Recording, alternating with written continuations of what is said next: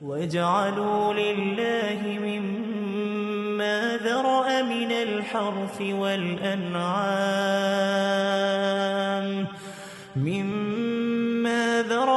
الْحَرْثِ وَالْأَنْعَامِ نَصِيبًا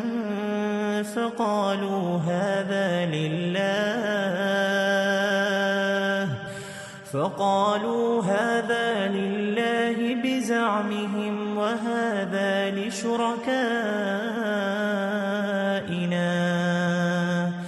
فما كان لشركائهم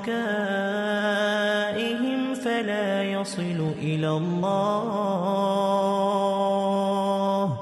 وما كان لله فهو يصل إلى شركائهم